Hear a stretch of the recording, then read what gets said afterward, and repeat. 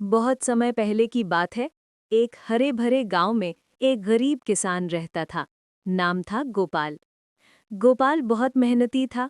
सुबह सूरज निकलने से पहले ही वो खेत में चला जाता और देर शाम तक काम करता।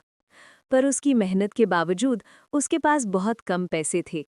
बारिश कभी ज्यादा होती, कभी बिल्कुल नहीं होती, और उसकी फसलें अक्सर खराब हो जाती। गोपाल की पत्नी गौरी बहुत दयालु और समझदार थी। दोनों की छोटी सी झोपड़ी थी और उनके पास दो प्यारी गायें थीं। एक का नाम था हीरा, दूसरी का नाम मोती। हीरा सफेद थी जैसे दूध, और मोती भूरे रंग की थी जिसकी आंखें बहुत प्यारी थीं। गोपाल उन दोनों गायों को अपने बच्चों जैसा प्यार करता था। वो हर दिन उन्हें नहलाता, साफ सुथरा रखता और खेत में उनके साथ काम करता था। गायें भी गोपाल को पहचानती थीं। जब वो उन्हें पुकारता तो दोनों दौड़ती हुई उसके पास चली आती। पर मेहनत के बाद भी गोपाल के खेत की सारी फसल बर्बाद हो गई। घर में खाने को कुछ नहीं बचा। गोपाल बहुत दुखी होकर बोला, गौरी, अब क्या करें? अनाज खत्म हो गया है और हमें अगले महीने तक कुछ न कुछ इंतजाम करना ही होगा। गौरी ने कहा, हिम्मत मत हारो गोपाल, कुछ न कुछ रास्ता निकल ही आएगा। पर हफ्ते बीतते गए और गोपाल के पास खर्चा चलाने तक पैसे नहीं बचे। उसे अपने खेत के बीज और घर के खर्च के लिए कुछ पैसे उधार लेने की जरूरत थी। गांव में एक बहुत अमीर सेठ रहता था, सेठ रामलाल। उसके पास बड़े खेत, बहुत सारी जमीन और ढेर सारा धन था, लेकिन दिल बहुत छोटा था। वो गरीबों की मदद नहीं करता था, बल्कि उनकी मजबूरी का फायदा उठाता था। सेठ ने देखा कि गोपाल की दोनों गायें बहुत सुंदर और मजबूत हैं। उसने मन में सोचा, अगर ये गायें मेरी हो जाएं तो मेरे पास गांव की सबसे अच्छी गायें होंगी और दूध भी ज्यादा मिलेगा। एक दिन सेठ ने गोपाल को बुलाया और बोला, गोपाल, सुना है तुम्हें पैसों की जरूरत है? गोपाल ने सिर झुकाकर कहा, हाँ सेठ जी, थोड़े पैसे चाहिए ताकि मैं खेत में बीज बो सकूं। सेठ मुस्कुराया, कोई बात नहीं, मैं तुम्हें पैसे दे दूंगा, लेकिन बदले में अपनी दोनों गायें मेरे पास छोड़ दो। जब पैसे लौटा देना तब वापस ले जाना। गोपाल मजबूर था। उसने गौरी से बात की और दोनों ने सोच विचार के बाद गायें सेठ के हवाले कर दी। सेठ ने पैसे दिए, लेकिन उसके मन में बुरी नीयत थी। वो जानता था कि गोपाल इतनी जल्दी पैसे नहीं लौटा पाएगा। अब गोपाल और गौरी के घर में सन्नाटा छा गया। हर सुबह जब गोपाल उठता तो उसे हीरा और मोती की आवाज सुनाई नहीं देती।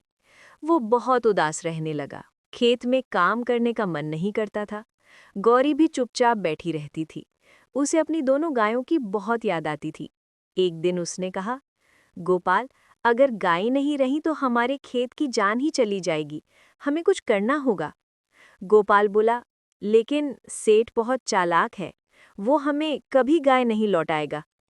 गौरी ने थोड़ी देर सोचा, फिर मुस्कुराई और बोली, अगर सेठ चालाक है तो हमें उससे ज्यादा समझदार बनना होगा।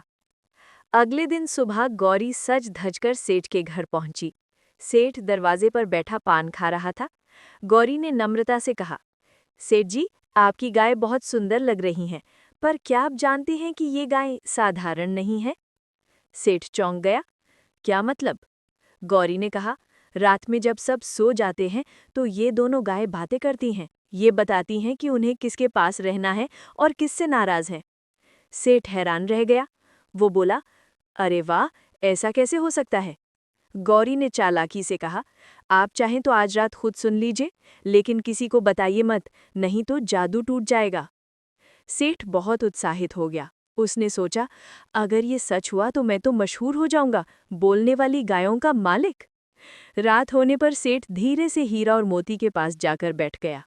गौरी ने अपने बेटे छोटू को पहले ही समझा दिया था, बेटा, जब मैं सीटी बजाऊं तो तुम दूर से बोलना, हम हीरा और मोती हैं, हमें गोपाल और गौरी के घर जाना है। जैसे ही रात गहरी हुई, गौरी ने धीरे से सीटी बजाई। छोटू ने झाड़ियों के पीछे से जोर से आवाज लगाई, हम हीरा और मोती हैं, हमें गोपाल और गौरी के घर जाना है। सेठ डर के मारे कांप उठा। उसे लगा सच में गाय बोल रही हैं। वो भागता हुआ बाहर निकला और चिल्लाने लगा, अरे ये तो जादुई गाय हैं, ये मुझसे नाराज हैं, इन्हें ले जाओ गोपाल, मुझे नहीं चाहिए। सेठ ने उसी वक्त दोनों गाय गोपाल को लौटा दी। गोपाल और गौरी खुश होकर हीरा और मोती को घर ले आए। गाय भी अपने मालिक को देखकर मुंह से माँ जैसी आवाज निकालने लगी, मानो कह रही हों, हम लौट आईं। अब घर में फिर से रौनक लौट आई। गोपाल हर सुबह खेत में मेहनत करता, गायों का दूध निकालता और बेचता। कुछ महीनों में उसने सेठ का सारा कर्ज चुका दिया। सेठ को अपनी गलती का एहसास हुआ और उसने गोपाल से माफी मांगी। गांव के लोग गौरी की समझदारी की तारीफ करने लगे। सब कहते, समझदारी, ईमानदारी और बुद्धि से हर मुश्किल का हल निकाला जा सकता है। लालच करने वाला हमेशा पछताता है और सच्चा इंसान हमेशा जीतता है।